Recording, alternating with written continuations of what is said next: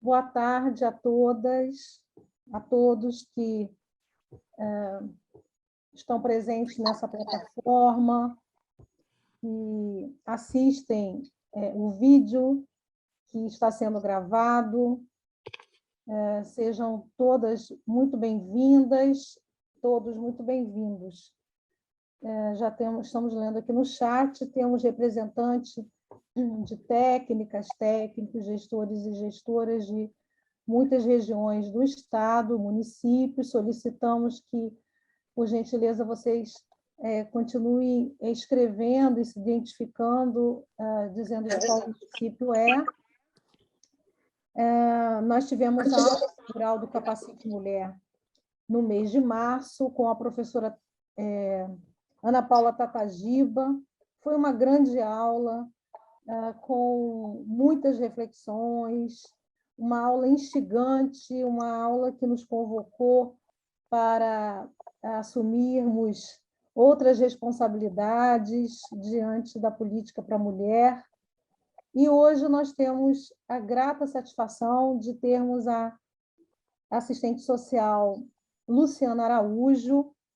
A Luciana Araújo, ela é doutora em serviço social, esteve conosco no primeiro semestre também de 2021, fazendo a apresentação da sua dissertação de mestrado,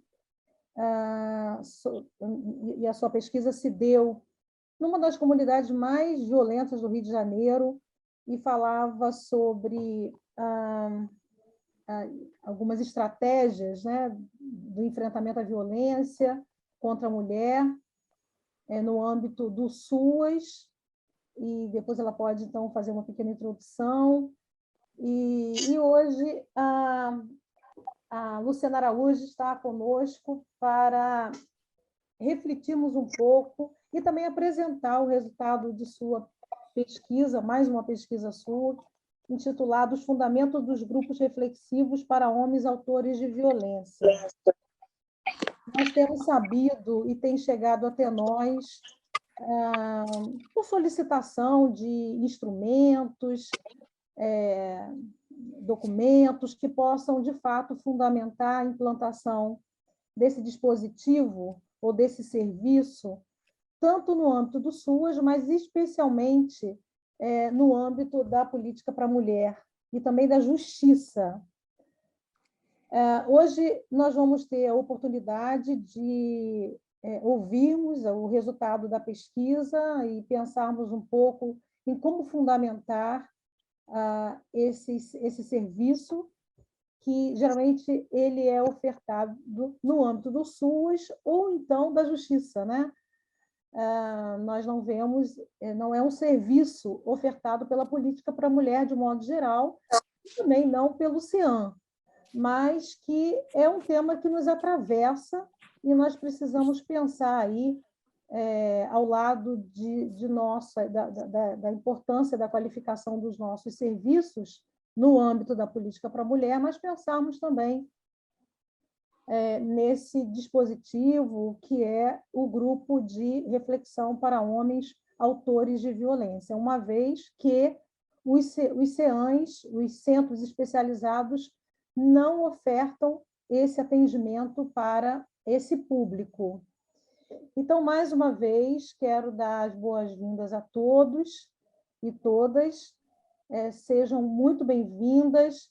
A nossa superintendente de enfrentamento, a Aline Forasteiro, está em um outro compromisso, mas estará conosco aqui no final dessa atividade.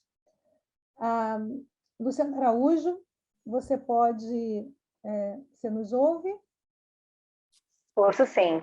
Fica à vontade, é um prazer enorme ter você aqui mais uma vez conosco, para nos abrilhantar aí com a profundidade do resultado da sua pesquisa. Bom, então, muito boa tarde a todas e todos. Meu nome é Luciana Araújo, eu sou assistente social de formação.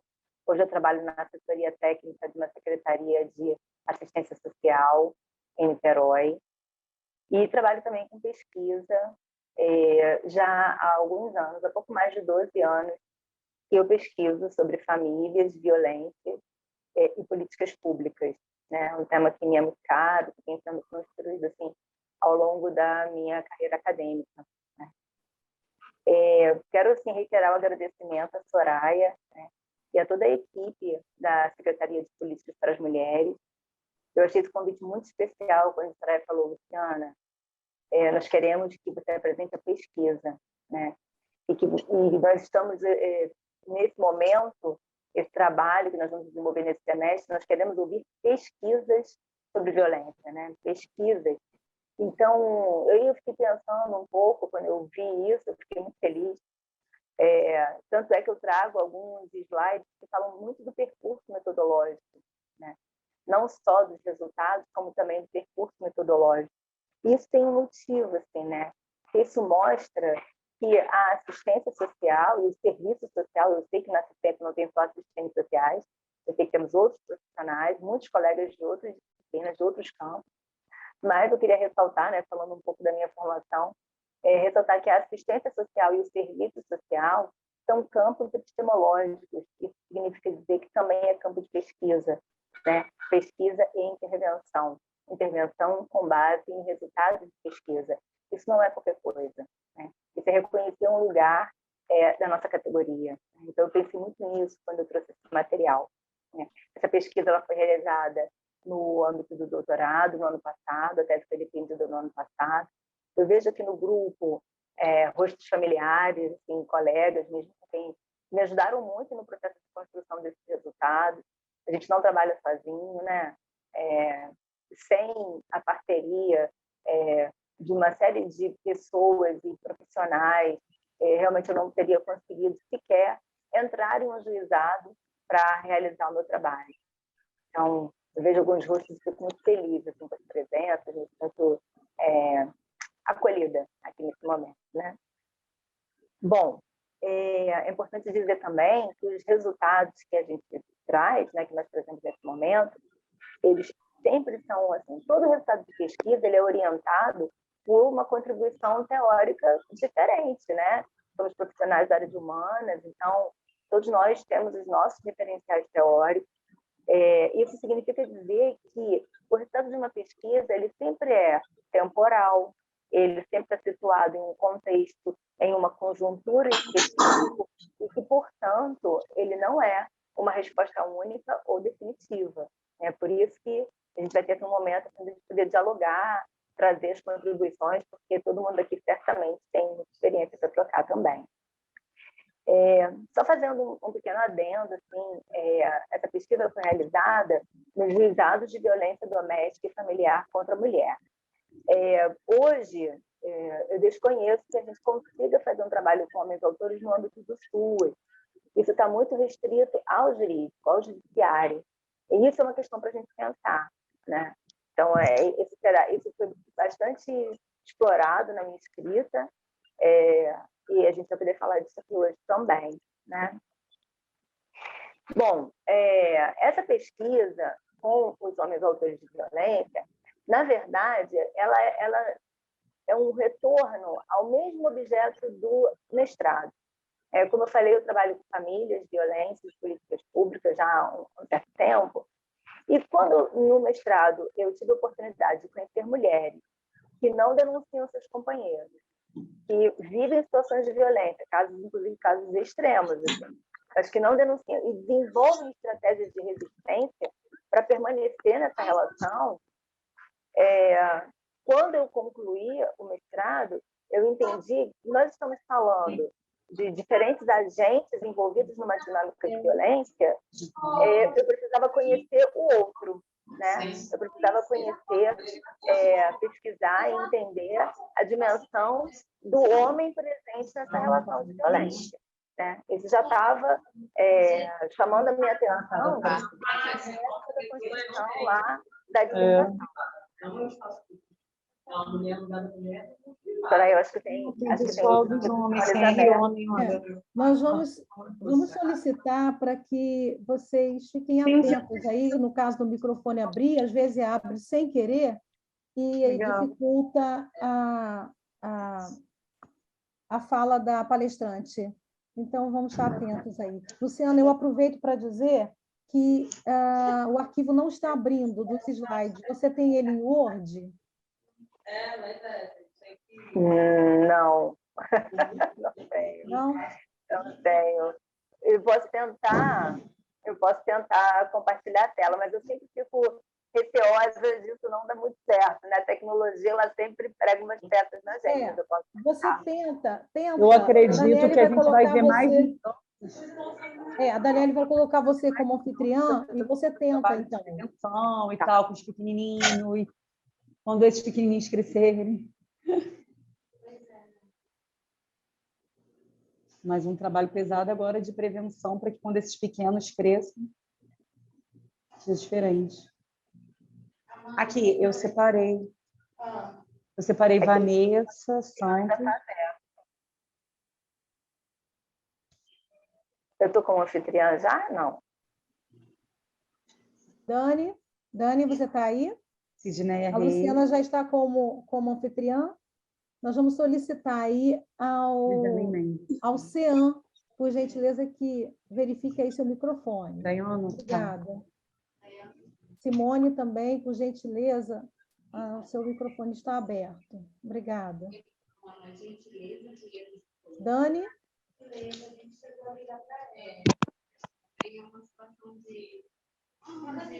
Vocês querem ficar com a Prelinha? Quer? Você quer? Também, Soraya, não é necessário, assim, a gente pode ir conversando sem arquivo. Então, ok. Eu tenho aqui o material e a gente vai, tá bom? Sim. Para não ter risco Eu de estava dar tentando fazer as evoluções e ouvir a Ok, reunião. depois a gente pode, se você permitir, a gente compartilha com o grupo, ok? Tá, claro, é para isso mesmo. Ok. Então, só tem que desligar os microfones. Se você puder mutar todo mundo, aí eu abro só o meu. Dona Janete já foi, né? Meli já foi. Roda Natalícia Peçanha da Silva. Dona Roda ficou com o computador desse. Ah, ele morreu? Morreu. Agora... Não. Então, veio, inclusive, já que ele estava já internado, estava grávida, porque assim, eu achei... Dani, por gentileza, se você conseguir fechar o microfone do CEAM, obrigada. Acho que conseguimos. Acho que foi. Luciana. Bom, então, tá bom, Sim. vamos lá. Bom, então, como eu falei, a gente está voltando, é uma nova indagação à mesma problemática, que é a violência de gênero. Né? Eu não estava pesquisando sobre mulheres em situação de violência. Meu objeto de pesquisa é a violência de gênero. E quem participa da violência de gênero? Então, agora, a importância de conhecer esse outro agente inserido nessa dinâmica de violência, né? Focando nas masculinidades. E aí, foi muito interessante, um dado assim, que eu trago, e tudo depois vai ser disponibilizado, mas uma coisa que foi possível observar, já lá no levantamento bibliográfico, né, como eu falei, eu vou trazer as etapas da pesquisa, lá no levantamento bibliográfico, sempre que eu conjugava palavras como violência de gênero, autor de violência de gênero, homem agressor, homem autor de violência de gênero, masculinidade, eu consegui levantar, à época, e a gente está falando de 2020, 187 trabalhos. Só que aí você tem que fazer uma limpa, né? Tem que fazer uma apuração do objeto de pesquisa, um recorte. E aí eu cheguei a 30 trabalhos que, de fato, falavam da mesma temática a qual eu estava interessada. Mas somente desses 30 trabalhos, um total de 187 trabalhos, somente 2 trabalhos, somente 2 produções, na verdade 2 dissertações, foram realizadas pelo serviço social. Então eu pensei, o serviço social se dedica pouco à questão das masculinidades, talvez por uma questão de gênero, é uma maioria de profissionais, é uma maioria de mulheres, então é comum, é esperado nós nos identificarmos, obviamente, com as mulheres que estão vivendo a situação de violência, né? Então eu falei, bom, então realmente faz necessário eu caminhar, eu quero entrar nesse percurso, eu quero entender melhor essa situação, né? Bom, vou passar aqui, vocês não vão poder ver, mas depois vocês vão receber. E aí, peraí. Então, como eu falei já do meu ponto de partida, falei das implicações para o serviço social, né, como campo epistemológico, pouca produção sobre masculinidade. E aí eu já quero dizer assim, das categorias e dos conceitos nos quais eu me pautei para construir esse trabalho, né? Então, eu pergunto, por que fundamentos? Né? Porque fundamentos é uma palavra cara para o serviço social. Desde a nossa graduação, fundamentos é uma palavra que traz a importância de se ir o mais fundo possível, né? Tudo quanto, todos os recursos de pesquisa utilizados pudessem me fornecer de dados, eu queria ir em tudo que isso pudesse trazer de resposta. Por isso, a escolha da palavra fundamento. Toda a tese ela vai na etimologia das palavras, né? E a palavra fundamento está lá explicado o porquê dessa escolha, essa intenção de trazer um pensamento basilar para o serviço de atendimento aos homens autores de violência no âmbito do judiciário, né? Por que eu falo, eu nomeio como violência de gênero, né? A gente sabe que, nós sabemos que tem assim, muitas formas de você nomear a violência que envolve parceiros afetivos sexuais. Não significa que existe um nome certo ou um nome errado. O que significa que existe, sim, uma escolha política por trás disso. Quando eu nomeio, e eu não tenho absolutamente nada contra nenhuma forma de designar essa violência, mas, no entanto, quando eu me afinizo, teoricamente, com violência de gênero dirigida à mulher, eu estou querendo enfatizar a questão relacional. Vamos falar bastante sobre isso. Sim. Eu quero enfatizar a dinâmica dessa relação, né? Sair um pouco desses aspectos onde sempre tem uma vítima cristalizada no lugar de vítima e tem um algoz cristalizado no lugar do algoz. Eu preciso observar a dinâmica dessa relação. Por isso, essa forma de nomear, né? E eu trago também, vocês vão receber esse material, com os nomes das autoras que justificam e que me orientam nessa escolha de categorias e conceitos, né? Trabalhamos também com o conceito de masculinidade hegemônica, um conceito cunhado pela Hayley Connell, né? Claro que quando a gente fala de violência relacional, quando se fala de uma dinâmica relacional, eu precisei estudar e conhecer o pensamento de Judith Butler e da Joan Scott, uma historiadora e a outra é uma filósofa.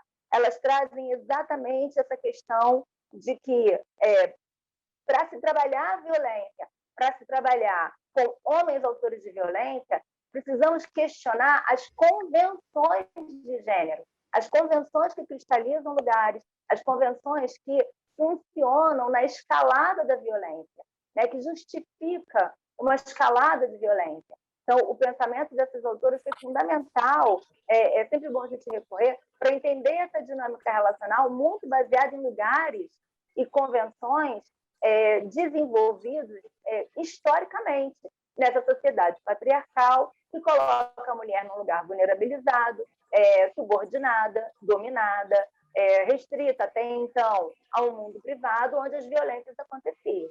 Então, ao questionar isso, né, quando a gente traz isso para uma luz, bota uma luz nessa questão, retira do âmbito do privado, traz para o público, e é possível, então, inserir um trabalho com os homens, e é possível perceber esses lugares convencionais que podem ratificar situações de violência, né?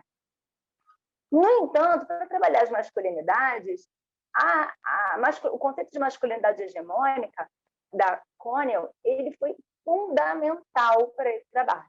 É um conceito que também tem hora que ele está assim, ele está bem colocado, ele está bem visto, outros momentos nem tanto, mas para esse trabalho foi fundamental, porque a Connell ela trabalha em cima de umas configurações de práticas, situações práticas, cotidianas, né, de uma masculinidade que se torna hegemônica nesse cotidiano. Ela fala assim dos corpos suados, né, e os homens que estavam nos grupos que eu pesquisei, eram homens assim, práticos, cotidianos.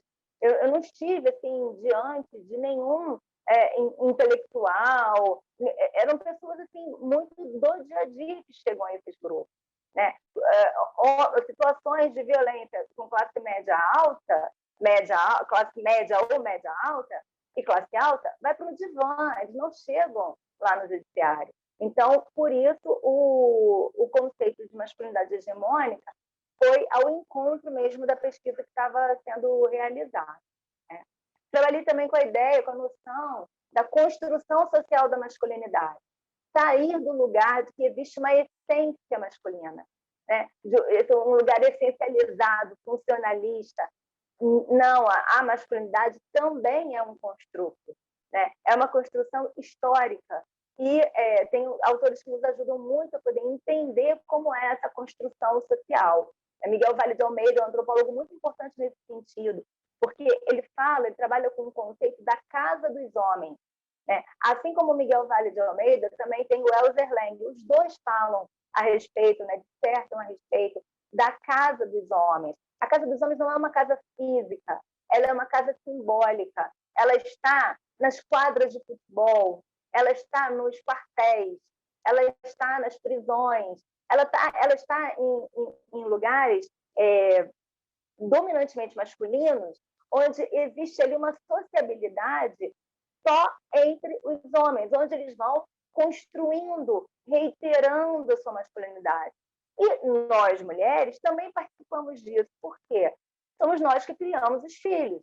Então, logo os filhos se desprendem da mãe, quando eles começam assim, a se desprender mesmo daquela dependência muito maior da mãe, que eles começam a se socializar mais com os meninos, esse conceito da casa dos homens começa a ser trabalhado, né? Os meninos, eles têm sempre um clubinho, um lugar onde essa sociabilidade vai sendo construída. Ali eles medem força, tem rituais de passagem, né? Então, a masculinidade não é uma construção, ela não está dada. Mas nós, mulheres, mesmo que muitas vezes submetidas aos ditames do que é decidido ali, por que nós também reiteramos isso? Tem uma estrutura muito maior, muito mais ampla, no qual nós também estamos inseridas. Nós não estamos acima dela, né? Nós estamos mergulhadas nela também, né? Trabalhamos também muito com o conceito, a gente vai entender assim, a masculinidade hegemônica como um padrão, uma configuração de prática que determina, que orienta comportamentos e práticas masculinas. Isso não é tão racional assim. Isso entra de uma forma um pouco automática na vida. E isso nos faz dialogar com Pierre Bourdieu, né? Quando o conceito de hábitos, que é justamente aquele conceito que fala das práticas que nós reiteramos um tanto sem perceber, né? Coisas que são introjetadas, inculcadas, incorporadas ao longo dos nossos processos de socialização, né? Bom, então, todos esses conceitos e categorias, eles estão situados como referenciais teóricos, né? E, como eu já falei, eles fazem uma composição também subsidiada por estudos feministas na perspectiva dos direitos humanos das mulheres, estudos de antropologia, da sociologia, das ciências sociais aplicadas, tudo isso voltado para as temáticas de gênero e violência. A ideia era aprender e analisar os fundamentos do trabalho desenvolvido nos grupos reflexivos para os homens autores de violência de gênero. E aí eu tinha um objetivo, né? Eu queria identificar e analisar os fundamentos históricos, teóricos e ético-políticos dos grupos realizados com os homens autores de violência. É possível notar, a gente aqui está separando, né? Nós estamos separando por um efeito didático, mas esses fundamentos, eles estão imbricados dialeticamente no cotidiano do trabalho. Mas eu queria conhecer isso, assim, os fundamentos históricos, teóricos e ético-políticos relacionados a esse trabalho, né? Como que eu ia fazer isso, né? Quais eram os meus objetivos específicos? Bom, primeiro de tudo, eu queria conhecer os documentos que instituíram os grupos. Acordos de parceria, porque geralmente nem sempre o grupo é conduzido pela equipe técnica do judiciário, nem sempre. Então, tem acordos de parcerias com prefeituras, né, que e outras organizações que usam o espaço do judiciário, mas que conduz o grupo. Então, eu queria conhecer primeiro os documentos que constituem desse trabalho, fazer uma análise documental. Depois, eu queria conhecer todos os descritores sociais dos homens que estão lá. Eu não queria fazer um trabalho assim, ou conhecer os homens, ou conhecer os profissionais, ou conhecer a política de um modo geral. O meu objetivo era assim, eu queria a inter-relação entre esses agentes. Eu achava que conhecendo, eu acreditei, e foi o que eu consegui, eu creio ter alcançado, conhecendo a inter-relação entre esses diferentes agentes, eu poderia, então, chegar aos fundamentos desse trabalho. Então, sempre escutei falar assim, porque o trabalho com os homens se tornou uma política pública. E eu falava, cadê? Aonde está isso? Eu quero conhecer. Onde estão as normativas? Onde estão os documentos? Então, esse era um caminho. O segundo, né, a segunda dimensão, digamos assim, conhecer os profissionais que conduzem os grupos, né, os condutores, que eu nomeio como condutores, porque teoricamente tem que conduzir mesmo. Então, os condutores e condutoras dos grupos, os profissionais da condução e os homens, certamente. Mas eu não queria entrevistá-los para escutar as suas justificativas para a violência. Não era essa a ideia. Eu queria conhecer alguns descritores sociais, idade, faixa etária, grau de instrução, ocupação, renda. Eu queria conhecer isso deles e queria vê-los nas reuniões. Eu queria acompanhar as reuniões dos grupos reflexivos, né? Então, são 3 fontes de pesquisa. Para cada fonte de pesquisa, uma técnica de pesquisa. Então, a análise documental, para conhecer como o trabalho surgiu e foi instituído, entrevistas semi-estruturadas com os facilitadores, condutores, e observação participante para observar na reunião como os homens se comportavam ali naquela situação, né? Você conseguiu botar o slide?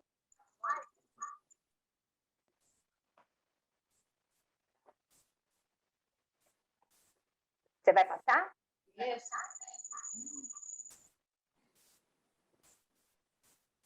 Isso, Luciana. Então, acho que a gente já está lá no 4º slide, se eu não me engano. Isso, ok.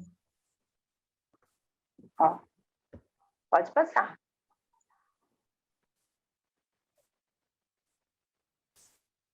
Acho que tem que colocar nosso nome aí, né?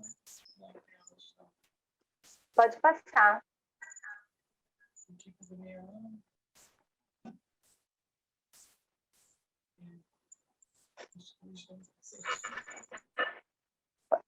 Vamos lá para objetivos. Esse aí. Pode ficar nesse já. Já pode ficar nesse slide, por favor. Obrigada. Bom, então, era isso. Era conhecer, então, acho que fica evidente como, a partir dessa inter-relação, eu chegaria nos fundamentos. E aí, veio a primeira dificuldade, né? Assim, o processo de pesquisa é um processo vivo mesmo. Nem tudo sai conforme programado e a gente vai tendo que reavaliar e repensar o processo em si. Eu não consegui chegar nesses documentos, né? Esses acordos de parcerias, esses documentos instituintes, como começou, eu não cheguei, num primeiro momento, eu não cheguei a essa documentação. Vou chegar já mais no final da tese que eu cheguei a essa documentação. Num primeiro momento, eu não cheguei. Então, eu precisei fazer um remanejamento. E aí eu resolvi entrevistar, para entender a história dos grupos, eu resolvi entrevistar os profissionais que são a história viva da construção dos grupos. Eu cheguei em 2 pessoas, às quais eu sou muitíssimo grata, assim, que viveram exatamente os primeiros grupos reflexivos lá na década de 1990, né? E cada uma foram 2 profissionais de diferentes instituições. Foi possível perceber que uma das instituições era visível uma orientação histórico-dialética e a outra instituição ela se baseava numa análise sistêmica subjetiva da violência. E é interessante notar que, até hoje, foi possível perceber nos grupos um entrecruzamento dessas duas dimensões lá de trás, né? Então, ainda resiste nos grupos hoje elementos desse início histórico em suas diferentes versões, né? Então, esse foi o primeiro ponto. Com os profissionais condutores, eu consegui fazer as entrevistas semi-estruturadas sem maiores problemas, entrevistas belíssimas, riquíssimas, que depois eu fui produzir os núcleos de sentido desse material. E as reuniões com os homens autores, eu participei do primeiro ao último encontro. Então, cada juizado tem uma dinâmica diferente. Então, tem juizado que são 8 reuniões, juizado que são 4 reuniões, reuniões semanais, quinzenais, mas todas, assim, 2 horas de duração, com alguns temas, tem um fio condutor em comum, assim, alguns temas que não podem faltar. Então, eu pude observar justamente na observação participante, nos grupos, dava para ver assim, como é que os homens iam se relacionando com a ideia de estar num juizado, né? Entre si, ouvindo as situações de violência dos outros, né? Cada um trazendo a sua, ouvindo as orientações, as reflexões, as provocações realizadas pelos condutores. Então, e tudo isso depois, com todo esse material, eu extraía os núcleos de sentido, né? Os núcleos de sentido eles operam por complementaridade e também por disparidade, por diferença. E aí é notar que realmente tem falas que são bastante recorrentes, e às vezes tem uma fala que se destaca ser extremamente dissidente. Então, tudo isso é um núcleo de sentido com o qual a gente vai fazer a análise. Pode passar.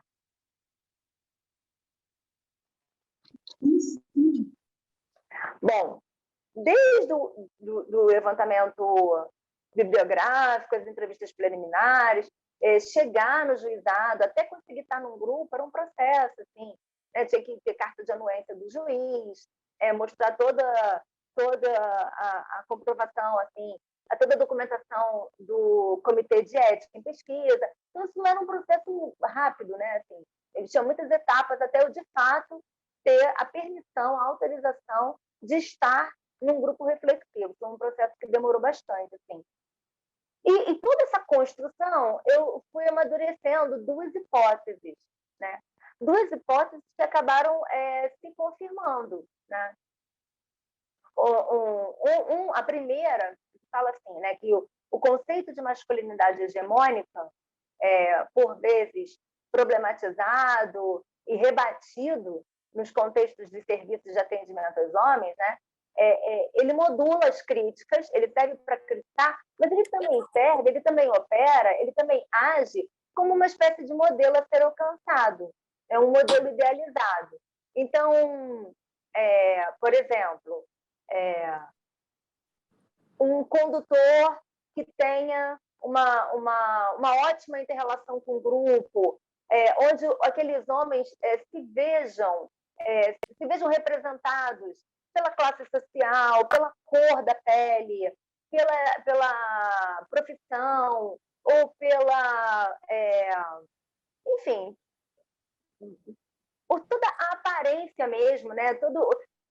Aquilo virava uma espécie de ideal a ser alcançado, né? Então, a masculinidade hegemônica, em cada juizado pesquisado, ela vai aparecer de uma forma, né? Então, é uma hipótese que se confirmou. Tanto assim, para mostrar, né, para evidenciar, por exemplo, outra situação, um aspecto da masculinidade hegemônica que é muito bem colocado é o cavalheirismo, o romantismo. Mas isso é um aspecto da masculinidade hegemônica, né? E isso operava ali como uma forma de provocar uma reflexão, né? Por outro lado, em outros grupos, a masculinidade hegemônica ela surgiu na sua versão mais perversa, que foi piadas jocosas, sensação de invasão pelo fato de ter condutoras ou uma pesquisadora no grupo, né, de não se sentirem intimidados ou minimamente constrangidos de fazerem piadas misóginas, né? Então, isso estava presente ali também, né? Então, essa foi uma hipótese que se confirmou, e a gente vai poder falar melhor um pouquinho mais para frente. E a segunda hipótese, que, assim, a despeito dos avanços nos debates e reflexões sobre a temática da violência, né, a leitura predominante sobre as relações com violência ainda se pauta na ideia de vítima versus algoz, né? E aí o arsenal para enfrentamento acaba sendo judicializante, né, constitutivo dessa lógica criminalizante punitiva. Então, por mais que hoje já se tenha muitos debates considerando a dinâmica relacional da violência, nós ainda operamos de uma forma muito introjetada que tem uma vítima e que tem um algoz. Ainda é muito difícil a gente superar essa discussão. Até porque, de fato, nós, mulheres, historicamente, somos fragilizadas, invisibilizadas, subordinadas e violentadas. Então, faz todo sentido que isso ainda esteja presente, né? Soraya, uma colega levantou a mão, aí eu não sei se a gente vai deixar para o final, só para organizar o pensamento. O que você acha? Talvez seja importante você fazer a sua apresentação, a não ser que você diga que pode haver as intervenções durante. Mas, geralmente, a gente faz a apresentação e, ao final, nós temos aí o tempo do debate. Tá bom. Pode ser assim? Eu vou acelerar, né? Até para ver o bom da coisa quando a gente começa a interagir, né? Ok, isso. Bom, então pode passar. E aí, quem são as pessoas que estão lá? Né? A gente tinha que caracterizar os participantes da pesquisa. Né? Então, os condutores e as condutoras, por exemplo, são várias gerações, tem pessoas de todas as idades, né? Mas, em geral, é um pessoal que tem uma experiência de vida. Assim, eu observei que a maioria dos profissionais é acima dos 40 anos ou mais. Né? A formação acadêmica em serviço social e psicologia, né? Eram mais mulheres, 60% mulheres, 40% de homens, 60% de pessoas brancas e 40% não brancas, muita diversidade em relação ao estado civil, orientação sexual, presença de filhos, 40% com uma experiência acumulada no campo da violência de gênero e 60% com uma experiência diversificada. E quem eram os homens? Porque é muito comum a gente achar que existe um perfil, né? Então, tem perfil progressor? Não, né? Não tem perfil. A violência ela está em todas as classes sociais. Quem chega aos grupos tem algumas características que predominam, porque, como eu falei, dependendo da classe social, ele não vai chegar lá no grupo reflexivo do judiciário. Ele está resolvendo isso numa outra instância, ou nem está. Né? Então, os homens, né? 73%, uma faixa etária ali entre 31 e 50, tinha gente mais nova e tinha gente acima de 50 anos também. Inúmeras profissões. Tem esses gráficos todos na tese, inúmeras profissões. O grau de instrução, a média de salário, então, de 3 salários mínimos, vi alguém com um salário de 10, uma pessoa com 10 salários mínimos, uma pessoa em um juizado apenas, muitas pessoas desempregadas, muitos homens desempregados, mas uma média de 3 salários mínimos. O grau de instrução também variado, mas é interessante notar assim, muito ensino fundamental incompleto, ensino médio incompleto e ensino superior incompleto. Muita formação incompleta, né? 48% autodeclara pardo, uma religiosidade assim, católico, né, seguido do evangélico, e 80% heterossexual, porque um deles escreveu que a sua sexualidade era aberta.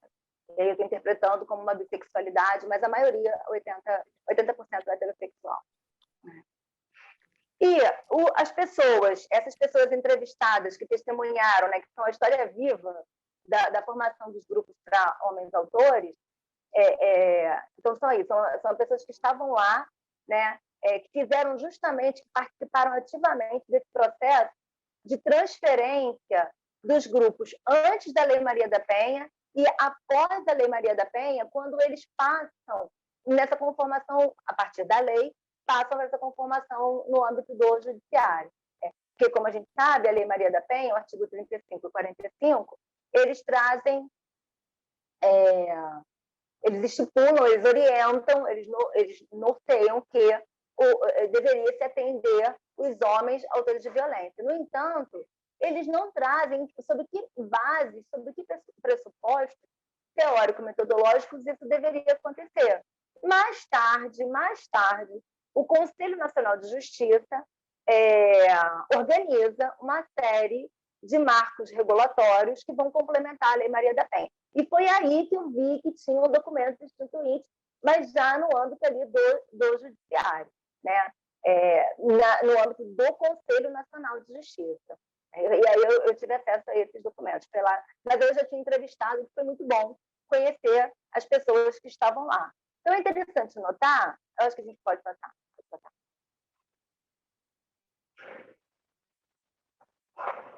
Vamos chegar nos resultados, né? Primeiro, a gente nota, assim, veja bem, não tem como a gente não recorrer à categoria da historicidade para falar desse trabalho. O que a gente tem lá na segunda onda do movimento feminista, quando as mulheres foram para a rua e falar quem ama não mata, né? O que se tem é um campo social, eu estou usando uma categoria de Bourdieu, um conceito de Bourdieu, eu não estou falando de um campo geográfico, estou falando de um campo de relações objetivas. Um campo estava se formando. Por quê? Olha que interessante. Paralelamente, nessa mesma época em que os estudos feministas trazem a questão da violência de gênero, da violência contra a mulher, né?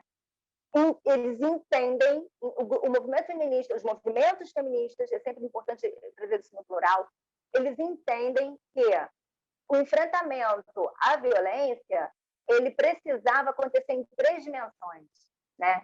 Então, precisava-se de uma agenda política para construir política pública, não era possível enfrentar a violência sem política pública, teria que ter lei, sem um campo legislativo, sem um marco legislativo para reconhecer as reivindicações e colocar na letra de uma lei, também seria muito difícil esse enfrentamento. Tanto é que o ápice disso, a gente tem a materialização da lei Maria da Penha, e deveria a questão do meio acadêmico, estudar. E aí que os estudos feministas se aproximam muito dos estudos de gênero, dos movimentos dos homossexuais. Claro, uma relação cheia de entraves, cheia de dissensos, conflitos, tensões e debates, mas ela acontece.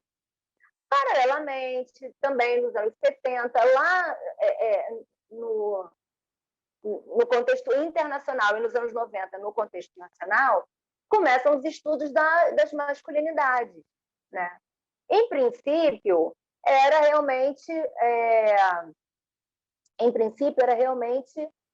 falar das masculinidades de modo geral, de tudo que envolve a masculinidade, e certamente se tocou na questão da violência de gênero. Então, são 2 abordagens teóricas, 2 campos teóricos distintos, objetos teóricos distintos, que se deparam com um mesmo objeto empírico, que é a questão da violência.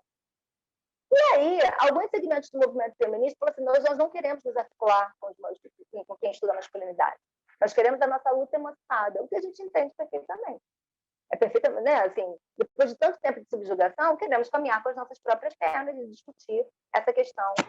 E outros segmentos do movimento feminista já falavam assim, não, mas a gente precisa incorporar os estudos das masculinidades aqui, porque os homens, eles figuram, em muitos casos, no lugar do algoz. Ora, então, se a gente não puder falar sobre isso, se não puder inserir, como é que a gente vai caminhar no enfrentamento à violência de gênero? E isso sempre foi um debate muito acalorado, né? Pode passar. E aí, esse campo esse campo social, as tensões do campo, o campo está sempre em movimento.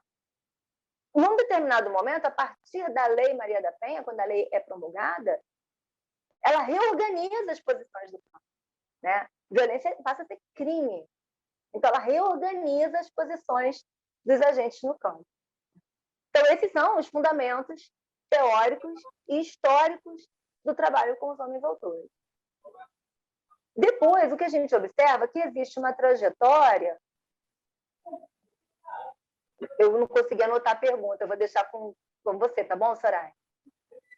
Existe uma trajetória dos grupos antes da lei e depois da lei. É muito visível que antes da lei os grupos eles tinham um caráter de experimentação. Se discutia, como eu falei, tinham instituições que traziam a questão da subjetividade, das masculinidades, da violência inserida nessa relação. Então, os grupos eles tinham um aspecto também de experimentação, eram muitos debates. A partir do momento em que a Lei Maria da Penha ela passa a regular, os grupos eles se tornam o serviço, né? Serviço de atendimento aos homens autores de violência, o serviço de responsabilização e reeducação para homens autores de violência. Dentro da confirmação do judiciário, a proposta de trabalho ela também vai mudar.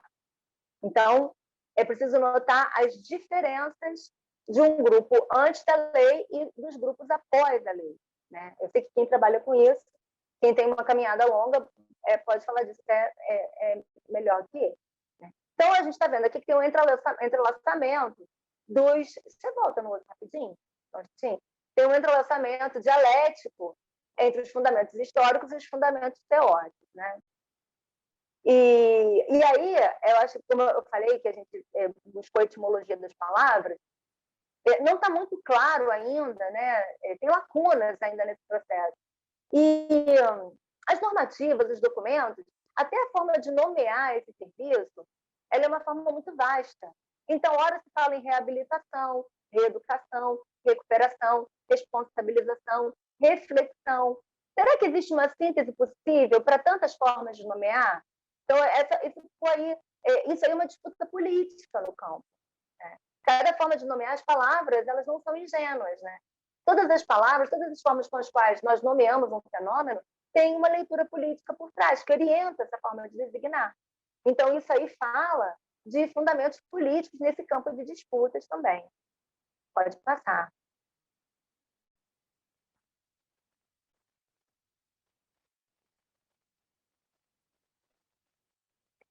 Bom, e aí, na análise dos dados, depois de todo esse material obtido, dos núcleos de sentido, eu trago aqui alguns resultados. Né? Primeiro, a conformação do Poder Judiciário promove e organiza um conjunto de documentos, como eu já falei, né? Das normativas. O serviço de responsabilidade... Então, o nome que fica é Serviço de Responsabilização e Educação do Agressor, onde os grupos refletidos se inserem como política pública. E aí eu me lembro que eu assisti uma palestra de uma pessoa muito histórica, falando: eu participei do primeiro grupo para homens autores de violência instituído como política pública. Eu falei, como política pública? Quero entender melhor como se dá isso. Então, fica assim, né? Compõe com as políticas do Poder Executivo no enfrentamento à violência? Essa é uma pergunta que eu deixo aqui. Por quê?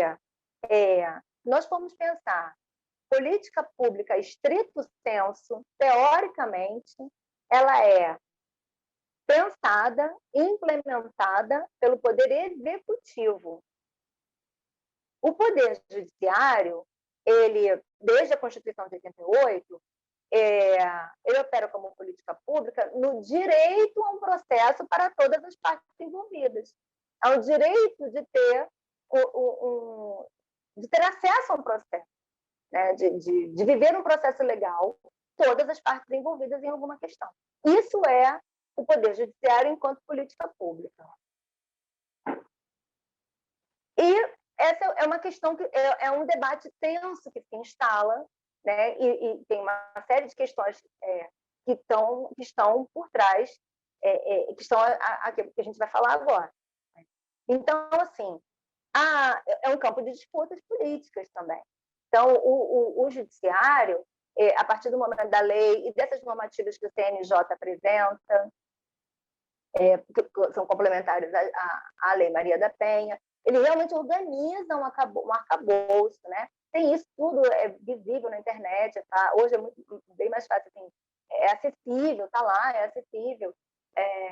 Os encontros do Fonavide, jornadas da Lei Maria da Penha, onde começou a se falar ali que tinha que ter os grupos, e aí essas normativas foram sendo construídas e reguladas. Mas os próprios operadores do direito, eles falam assim, precisa ter capacitação para os magistrados. Não só para os magistrados, para todo o corpo técnico do judiciário. Capacitação sobre gênero, interseccionado com classe social, com raça e etnia. Né? Precisa ampliar o debate. Por quê? Porque a premissa do judiciário, sine qua non, é que tenha uma vítima, um réu e uma vítima. Em sendo isso, é possível trabalhar uma reflexão com um homem autor de violência para além da questão do crime. Então, não que isso não tenha que acontecer, não que ele não tenha que... Porque tem dois momentos. O momento onde a sentença é dada é um momento jurídico, é um momento judicial, é um momento onde, de fato, é crime. O nosso Pacto Social de Violência é crime. E agora, depois, e no âmbito dos grupos?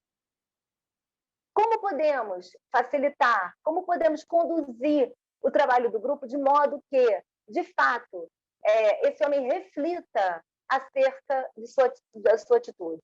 Né? Porque, como a professora Cecília Teixeira falou, ela fez uma tese, né? Grupos para homens autores de violência. Isso funciona? Funciona. Ele deixa de bater? Deixa de bater.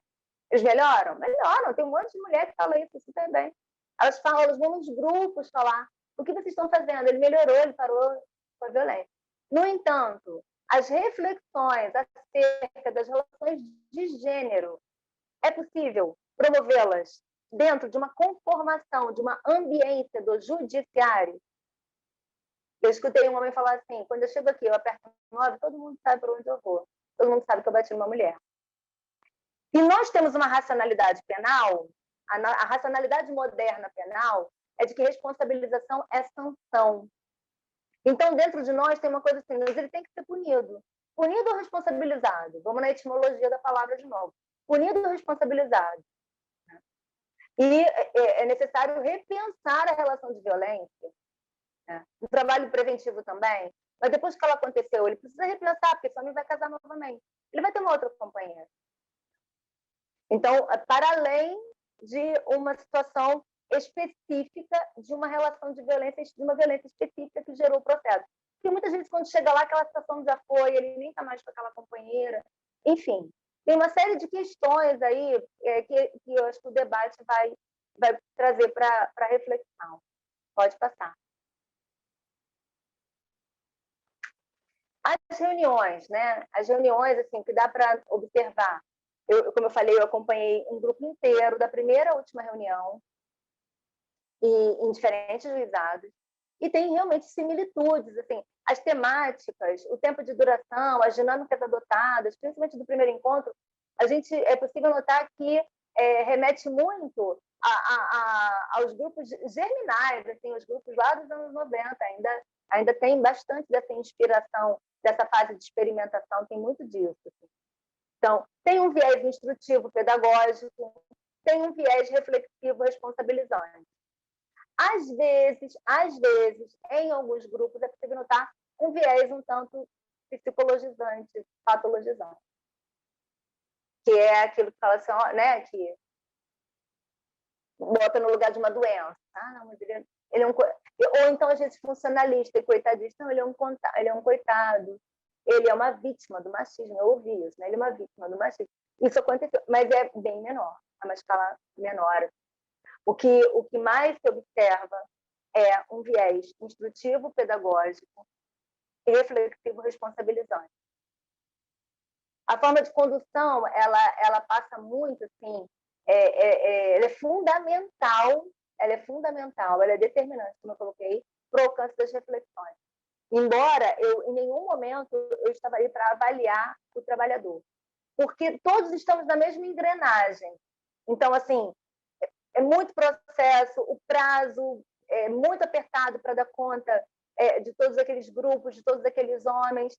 Então, exige uma celeridade do judiciário. Então, será que dá para fazer muita reflexão dentro daquela conformação que tem prazo, que tem tempo, né?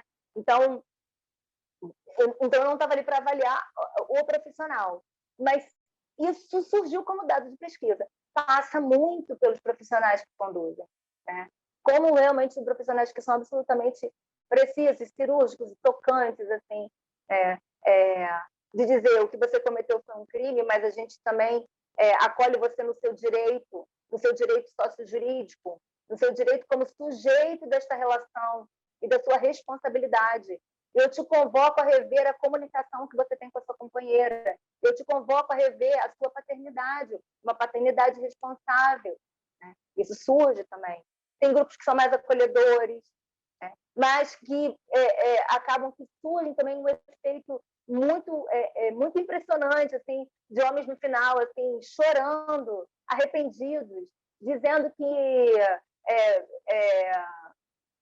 viram uma briga na sua comunidade e foi lá e acalmou o vizinho e falou: não faz isso não, eu estou encrencado, estou super encrencado, não faça isso, tire a sua cabeça, não é por aí. Então, tem aí um misto mesmo de formas de conduzir. Isso passa muito, isso é muito determinante para o resultado da reflexão, né? Pode passar.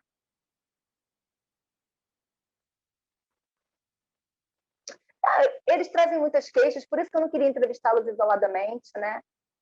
Mas as queixas, tirando as queixas recorrentes, assim, ela não precisava ter feito tudo isso e tal, né? Por que não tem uma lei do João da Penha? Tirando isso, eles trazem uma questão que é importante, que eles falam a sensação de não ser ouvido, de uma condenação a priori. Eles trazem isso. Eles têm um repúdio à Lei Maria da Penha, todos, assim, que isso pode ser modificado ou não, às vezes não. Né? Eles têm discursos muito naturalistas, assim, muito essencializados, assim, né? Bem da dominação masculina mesmo. Cabeça de homem é terra que ninguém pisa, não mexe comigo. Então, isso é bastante recorrente. Né? Eles convocam os lugares, assim, bem na masculinidade hegemônica do provedor, mesmo que divida as contas, tem um lugar de provedor, mesmo dividindo as contas com a companheira, mesmo vivendo às custas do salário da companheira. Tem um lugar, assim, até quando ele está desempregado, isso também é motivo para violência, porque é justificativa, não é motivo, é justificado para a prática de violência. Ficou com a cabeça quente, porque o seu lugar está abalado, o seu lugar de provedor, o seu lugar, a sua macheza está abalada. Então, também tem assim tom crescente pejorativo de desqualificação, estigmatização em relação às mulheres. E aí eu me aproprio da fala de uma das pessoas que eu entrevistei, que ele fala assim: se não há crime, não há responsabilização, não há o criminoso. O homem precisa se reconhecer ali naquele lugar, ele precisa reconhecer que a sua prática hoje é uma prática absolutamente condenável. Ele precisa reconhecer isso. Isso depende muito do trabalho da condução também. Né? Aí eu trouxe aqui uma frase que eu escutei num grupo, onde ele diz: cabeça de homem é terra que ninguém pisa, você trabalhando igual um corno, quer chegar em casa, quer encontrar uma comida quentinha, e aí você volta mais cedo do seu trabalho, enquanto a sua mulher com o outro em cima da sua cama, qual é a reação que você vai ter? Eu não sou um homem frouxo. Né? Então, fica aí para... Pode passar. Estava lá, como eu já falei, acho que eu já falei isso lá no começo, acho que pode passar. Eu falei isso bem no começo, da Casa dos Homens e tal. Dos modos de condução, eu também já falei, podemos passar. Os participantes, né? Pode deixar esse aqui. eles trazem sempre essa questão da desigualdade. Pode? Volta umzinho, por favor. Obrigada. A gente nota, assim, que os homens que estão ali, eles vivem processos de desigualdade social. De fato, tem muitas situações de uso abusivo de álcool e outras substâncias como potencializadoras para a violência. Não que eu concorde que isso justifica, mas é um dado de análise, né? E eles estão, como eu já falei, impregnados pela dominação masculina. E aí tem condutores que vêm assim, né? São duas falas díspares que eu acho interessante deixar registrado, né? Um traz a seguinte fala: eles sofrem de uma cegueira cultural. Muitos homens realmente não estariam inventando, e sim acreditando na própria história, né? Um homem que eu atendi, ele não reconhecia o teor da denúncia que o envolvia, pois ele afirmava que ele e a mulher denunciante tinham tomado vinho, ouvido música e feito amor. Depois, lendo os autos, lendo os autos desse homem, estava escrito que ela foi obrigada a fazer sexo com ele, né? Somente aos poucos ele conseguiu ir reconhecendo e percebendo os momentos em que ela se viu obrigada a fazer a sua vontade. Na cabeça daquele homem, a mulher teve um acesso de loucura e o denunciou, né? Mas depois ele lembra que o porteiro tinha recomendado para que ele não subisse, que a mulher não queria recebê-lo, mas que ele bate na porta, bate tanto a porta que ela acaba abrindo. Então, são rastros que vão sendo deixados e a violência vai ficando exposta. É uma incapacidade de aferir o que está sendo colocado pela mulher. E um outro discurso, que é bem assim, aquela coisa do discurso vitimário, que fala assim, eles são os ingênuos do machismo. Então, tem conduções e conduções. Pode passar.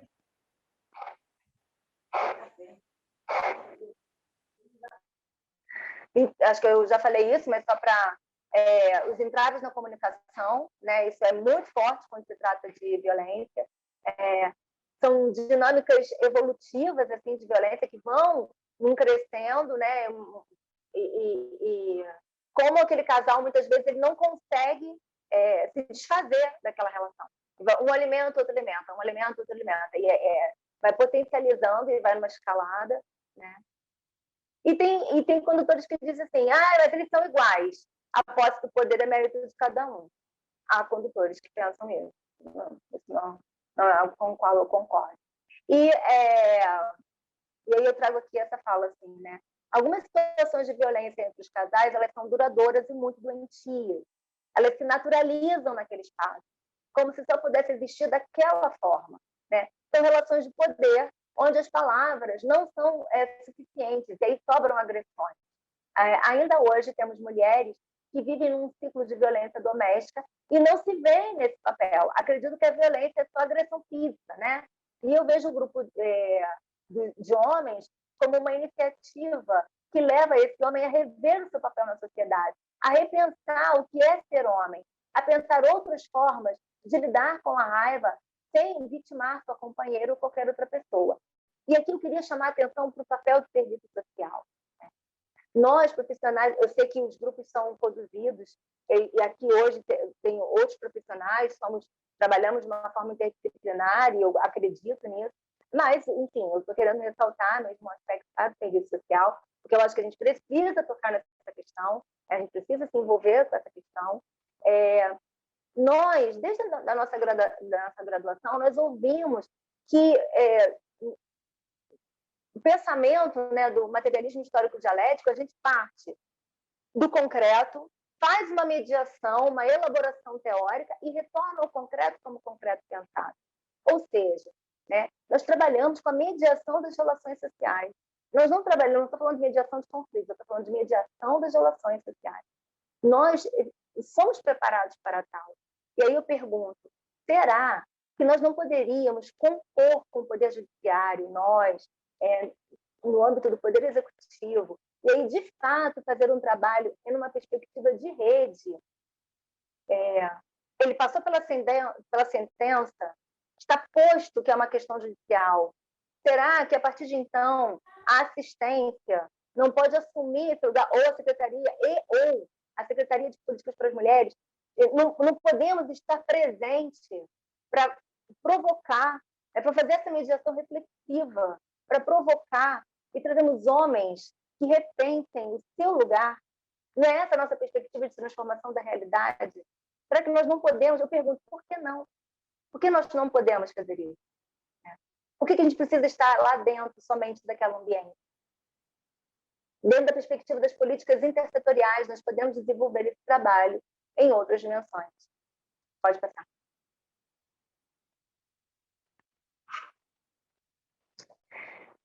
Então, isso aqui é só... ainda dentro do modo de condução, é interessante assim, tem acolhimento, é importante, mas tem que ter um incômodo também.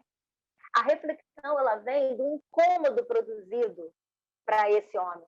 Também, se for uma coisa muito festiva, a gente percebe que o timing de percepção do seu gesto, ele é outro, né? Então, tem que ter uma produção de incômodo para poder provocar a reflexão. Pode passar.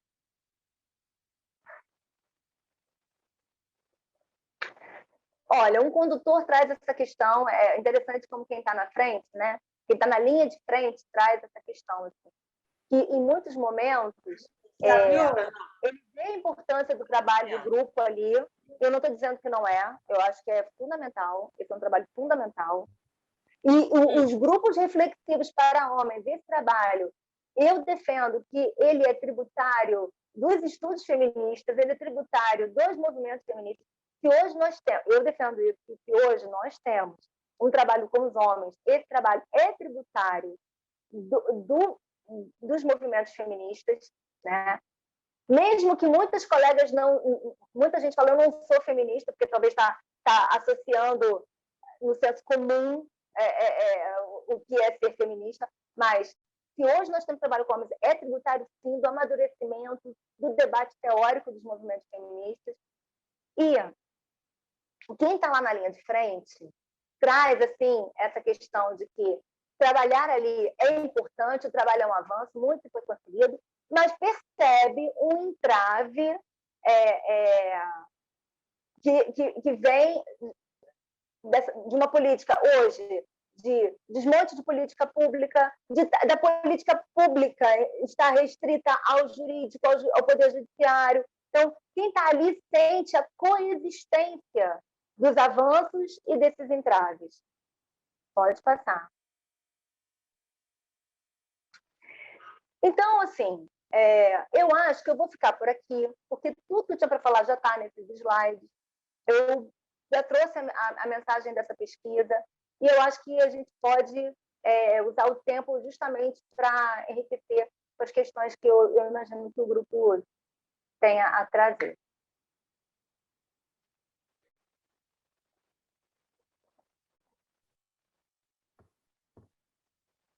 Obrigada, Luciana, por sua apresentação, no melhor sentido da palavra, provocativa, instigante, que realmente convoca nós, técnicos, gestores, a pensarmos aí na perspectiva também preventiva. Já tem aqui uma afirmativa, né? Esse é o caminho, a prevenção. Não consigo ler aqui qual é o nome, mas diz, talvez fosse ideal que fomentássemos grupo com homens de forma preventiva nos CRAs, nos espaços dos CRAs, dos CREAs, ou ainda nos postos de saúde. Você quer falar alguma coisa sobre isso?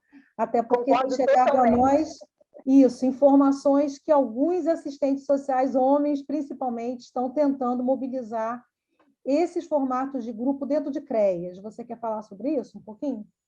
Eu quero dizer que eu concordo em gênero, número e grau com essa possibilidade. É possível trabalhar violência independente do nível de proteção social. Você vai trabalhar, se a gente está no âmbito da proteção básica, a gente vai trabalhar com a prevenção. A gente pode falar de violência até no serviço de convivência, né? Eu acho que existe uma certa, eu penso assim, que existe uma certa resistência a trabalhar com a questão da violência, porque de fato ela é complexa. E aí eu quero deixar claro assim, a violência, ela não é privativa de um campo epistemológico do direito. A violência, ela é de todos os campos epistemológicos, da sociologia, da história, da antropologia. do serviço social, da psicologia, da saúde coletiva.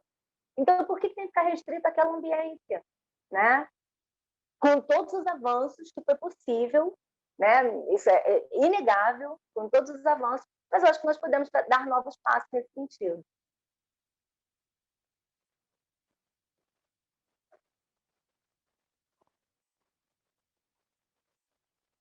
Luciana, tem aqui também uma questão enviada, acho que é pela Lude, acho que é isso. Existe algum tipo de estudo sobre as relações entre mulheres, no caso da agressão ser perpetrada nas relações lésbicas? A sua pesquisa não foi sobre esse público-alvo, mas você quer fazer algum encaminhamento a respeito dessa questão? Olha, realmente eu não fiz esse recorte. Eu sei que existe, eu não tenho aqui nenhuma referência, mas eu posso me comprometer em enviar para você depois, a gente socializar no grupo, né? Eu sei que acontece, assim, eu tenho amigas que estão pesquisando sobre isso, mas que ainda estão no processo de construção dessas pesquisas. Mas eu sei que também já existe e tal, mas eu não tenho acesso aqui para poder postar nesse momento.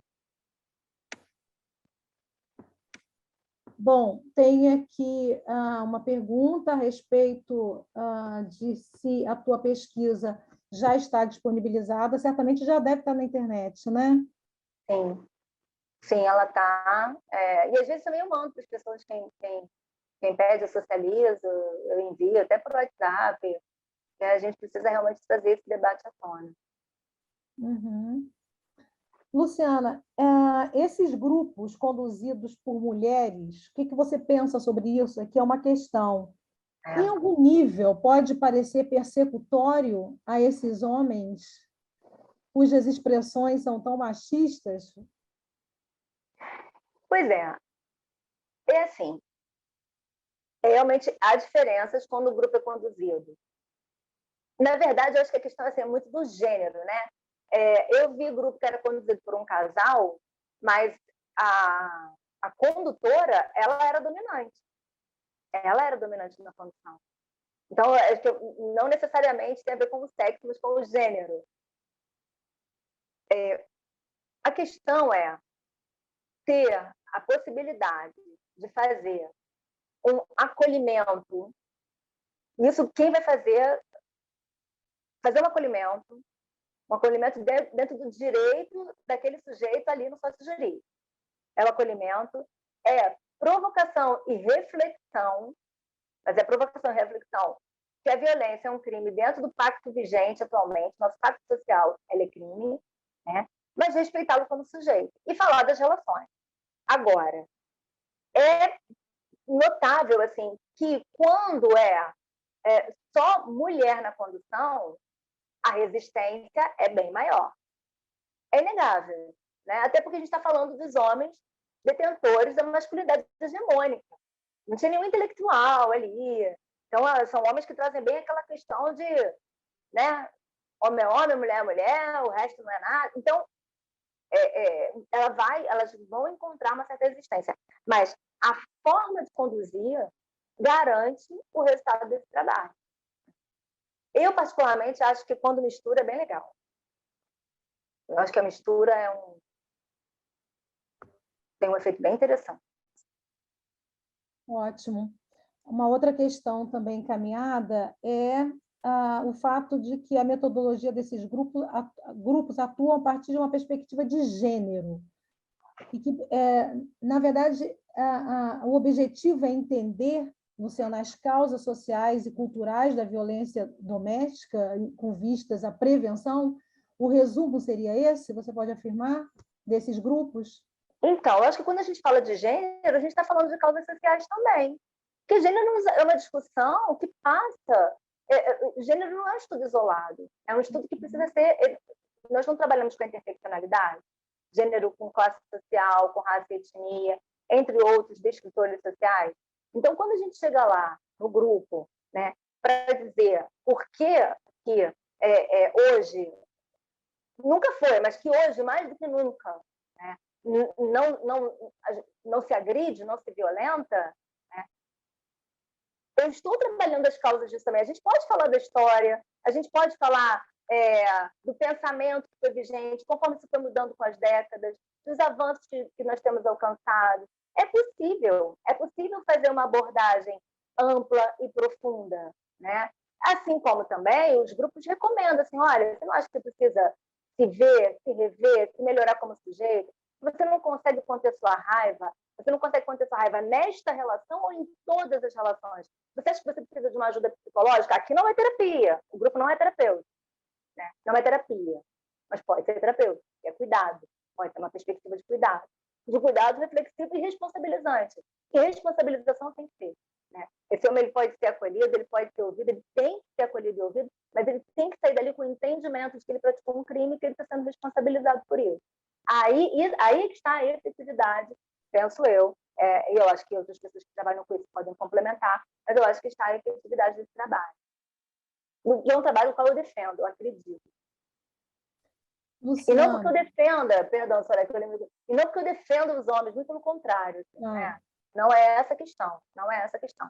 Porque o que acontece é que o homem autor de violência ele fica num lugar muito indesejado, ele fica num lugar muito estigmatizado. Né?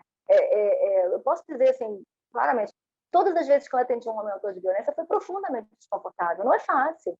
No entanto, se a gente não atender, vai ficar pior ainda. Então, a gente precisa também poder...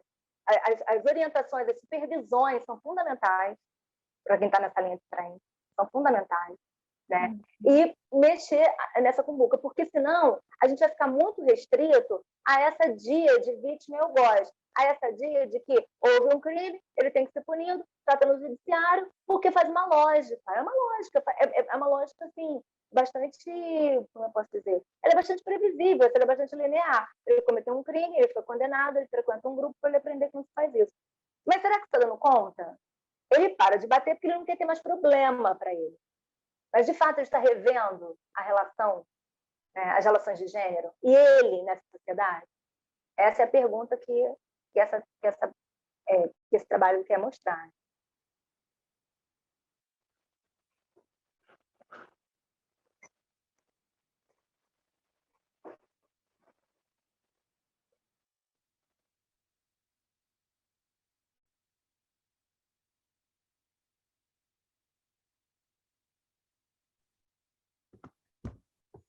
Olá, Luciana. Excelente as suas ponderações, ficou absolutamente claro qual é o seu posicionamento, nenhuma dúvida. A Elice, do Núcleo de Margaridas de Santa Maria de Jetibá, lá no Espírito Santo, ela diz que seria muito interessante fomentar esses debates através da educação, né, das escolas, e ela frisa e destaca, principalmente nas séries iniciais, fundamental, né? Fundamental. Bom, a Gabi, não sei de onde ela é, não está aqui escrito, mas ela diz que tem muito interesse no seu material. A Luciana já disse que está na internet, né? E também na biblioteca da PUC. É possível pela biblioteca da PUC. Na biblioteca da PUC. O NIAN, na verdade, acho que é a diretoria... Peraí, deixa eu ver. É Resende. Eu não sei se é a União de Resende ou se é a Superintendência de Política para Mulheres de Resende, diz que está achando excelente, que ela se sentiu muito contemplada, ela é assistente social. A Ludmila, de Cabo Frio, ela diz que está iniciando os primeiros passos para implementar junto ao judiciário o grupo reflexivo de homens, por isso tem tanto interesse na sua pesquisa, diz que está encantada, muitos reconhecimentos aqui, deixou também o contato dela. Muito sucesso na sua empreitada lá no grupo, muito sucesso na sua empreitada. É o município de Cabo Frio. Que bom. A Márcia Guinâncio diz que a abordagem teórica no grupo passa pelo conceito de interseccionalidade, gênero, raça, classe e outros marcadores sociais. É uma afirmativa também. A Tata Giba está aqui, a professora Ana Paula Tata Giba. É uma honra ter a professora aqui conosco. Ela fez a abertura da nossa aula inaugural, ela fez a aula inaugural, né, do Capacite Mulher, e infelizmente teve uma atividade agora, mas entrou aqui e participou, viu, Luciana? Ela é uma grande colaboradora também da Subsecretaria de Estado de Política para Mulheres, assim como a Luciana. Obrigada aí por sua participação, professora. Também há muitos pedidos aqui do seu material, já foi esclarecido. E há também aqui uma informação que em Rio das Ostras entendemos a importância da articulação com os CRAs, na prevenção, no CREAS, no enfrentamento, e o centro especializado é o equipamento da Secretaria de Assistência Social, né? Não deve haver lá essa separação. A política para mulheres não deve estar debaixo do guarda-chuva dos direitos humanos, né? Está na política de assistência social. E em 2022 teremos avanços. Preciso ressaltar a importância da articulação com a Luciana Araújo e Paulo César. Eu quero deixar meu abraço para a Sônia, realmente estivemos lá, meu abraço também para o Paulo, e agradecê-los. Assim. E uma outra provocação que eu queria trazer, mas aí a gente está falando agora, eu fui ouvindo tudo isso, eu acabei me dispersando um pouco, daqui a pouco ela volta. Ela vai voltar num dado momento ali, quando a gente for falando. Pode seguir. Sônia Lopes, do Rio, certamente deve ser do CEAN, né, da Baixada, cumprimentando, dizendo que está sendo um prazer ouvi-la. De Campos, a Gabi Schotti, sou da Subsecretaria de Política para Mulheres, e ela afirma aqui que sempre diz nas reuniões técnicas que tratar a causa é um dos pontos-chave na luta contra a violência de gênero.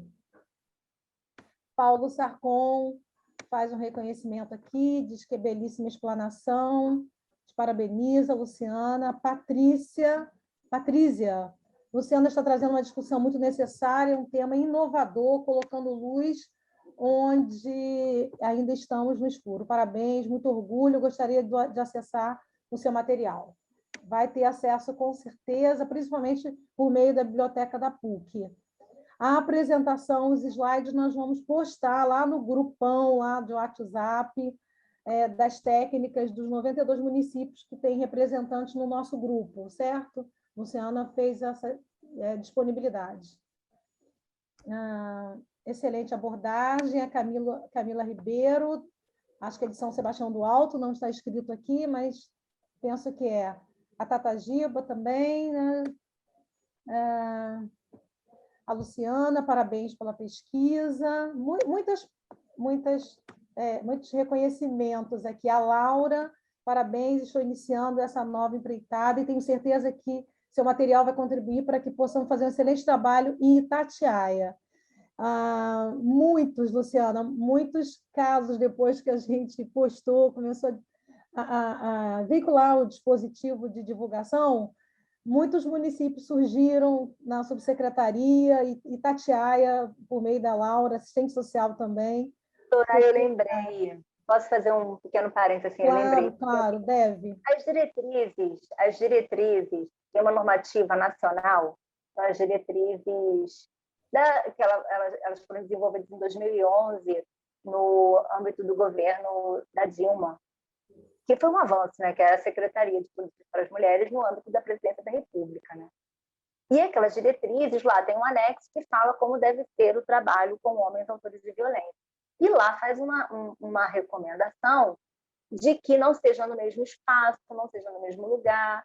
Eu entendo isso. Eu entendo que realmente tem... O que é importante a gente entender? Que a violência, ela tem grau, contexto e intensidade. Não é a mesma... Em todos os casais não experimentam o mesmo grau de violência, as mesmas situações de violência. Tem gradações. Então, realmente, tem mulheres que têm um grau extremo de violência. Um homem que faz uma lesão corporal grave, casos graves, nem entram nos grupos. Os grupos não são essas situações. E aí eu me pergunto, às vezes, quando a gente fica com tem uma preocupação, né? Tanto é que virou um serviço para não ser comparado ao centro de referência para a mulher. Então, é o serviço lá no âmbito do judiciário. Mas eu entendo e eu acato esse material. Ele muito me orienta. Mas o nosso papel é o papel de questionar. Então, eu penso que muitas situações de violência, elas podem, ao mesmo tempo, ser tratadas no mesmo espaço físico, mas a mesma secretaria pode tratá-las. É por isso que eu estou o tempo inteiro dizendo que o Poder Executivo pode e deve atuar com políticas públicas neste sentido, compondo em rede com o Poder Judiciário. Em suma, é isso que... Essa é a mensagem que eu quero deixar.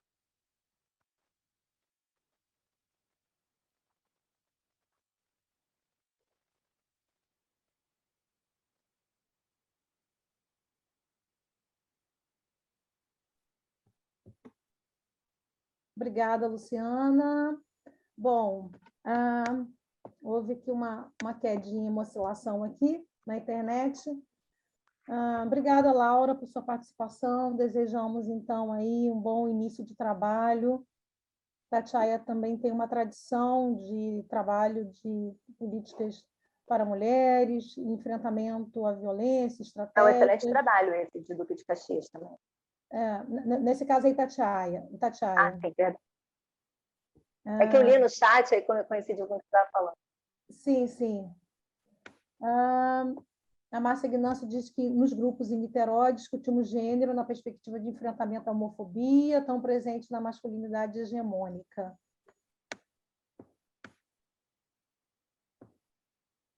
Onde a Luciene Batista, ela pergunta onde encontra as diretrizes para os encontros. Você tem já na internet. Na internet tem 2 documentos que são muito importantes aqui no Rio de Janeiro. Esse das diretrizes gerais desse serviço, que é da Secretaria de Políticas para as Mulheres, Secretaria da Presidência da República de 2011, e tem um outro documento, que agora me fugiu o nome, que aí é no âmbito do Rio de Janeiro, ele foi produzido pela Escola da Magistratura. Serviços... eu vou botar no grupo e a gente pode enviar depois. Tem 2 documentos que regulam... Paulo não lembra não, né, Paulo? Os nomes, assim. Mas eu vou botar aqui no grupo para você enviar depois, tá? E tá na internet. Botou na internet. É super fácil de encontrar. Eles são bem acessíveis. Eu me comprometo de mandar para você o link. Ok. Obrigada, Luciana. O Paulo Sarcon diz que o Duque de Caxias atua em 3 eixos: responsabilização, prevenção da violência e promoção do cuidado. Eixos fundamentais. A Luciana, ela diz que Maricá também esteve presente desde o início, aqui na plataforma. Agradecemos aí a participação da equipe de Maricá.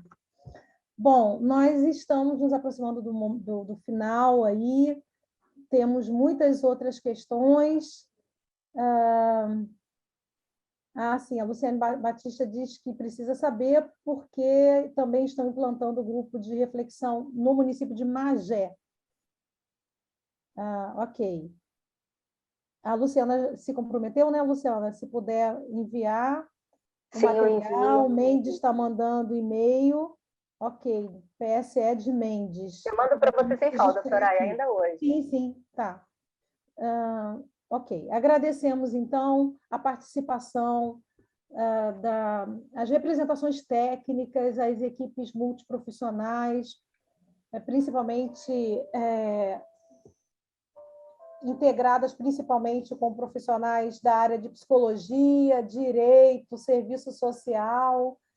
Agradecemos às gestões que têm essa compreensão, que esse é um momento mesmo de formação continuada e que todo mês o Capacite Mulher, com essa vertente mais teórica, ela está na plataforma às 14 horas, excepcionalmente mês de abril, 14h30, e até amanhã nós vamos disponibilizar também o calendário semestral. Até julho nós já temos aí a nossa grade de temas, muitos temas enviados por vocês mesmos, nas demandas dos assessoramentos técnicos que o setor de capacitação, de assessoramento e capacitação técnica da subsecretaria ouve e recebe diariamente as demandas, e elas vão sendo, então, traduzidas da melhor forma possível e apresentadas da forma do Capacite Mulher, através dessas aulas brilhantes, instigantes, provocativas, A Rosiane Almeida parabeniza pela escolha da temática. A Jaqueline Rocha diz que a apresentação foi excelente. A Lud, gratidão pela equipe, por esses encontros tão enriquecedores. E mês que vem nós teremos a professora Ildete, da UF, ela é uma economista, e ela vai trazer também grandes colaborações, certamente também nos instigando aí, e contribuindo com a instrumentalização técnica, que é sempre necessária, ela não se esgota, essa necessidade. Muito obrigada. Sim, Ludmila de Cabo Frio, porque está uma abreviatura aqui, Ludmila. Obrigada aí por você se identificar. Luciene, obrigada. Já estamos aqui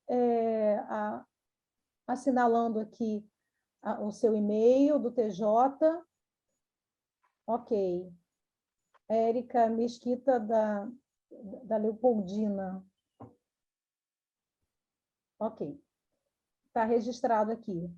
Nós estamos lendo no chat aqui, Luciana. Luciana, quanto a você, mais uma vez, muito obrigada por sua colaboração, por suas indicações.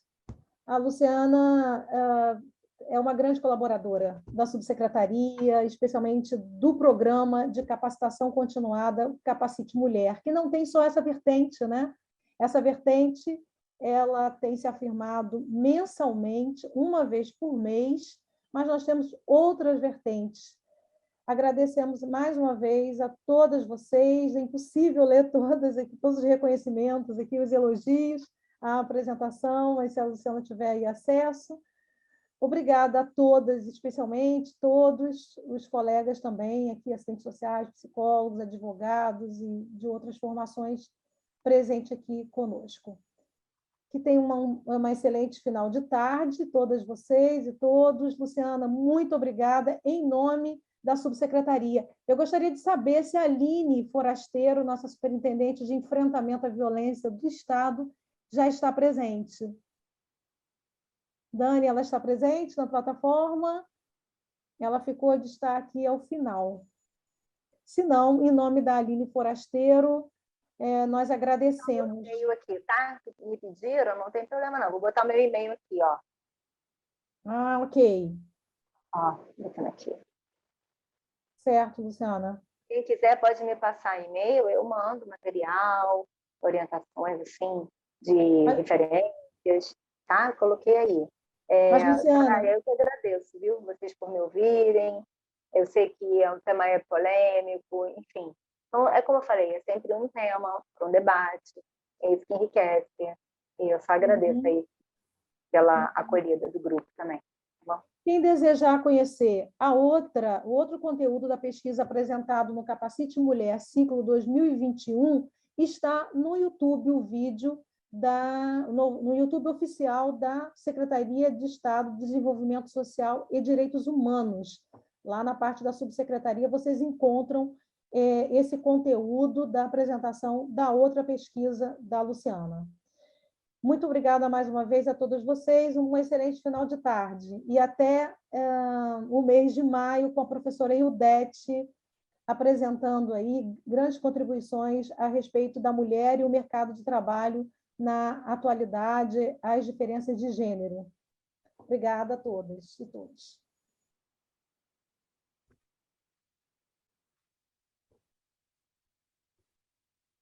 O vídeo estará disponível assim que for editado, ok? Será postado também no YouTube oficial.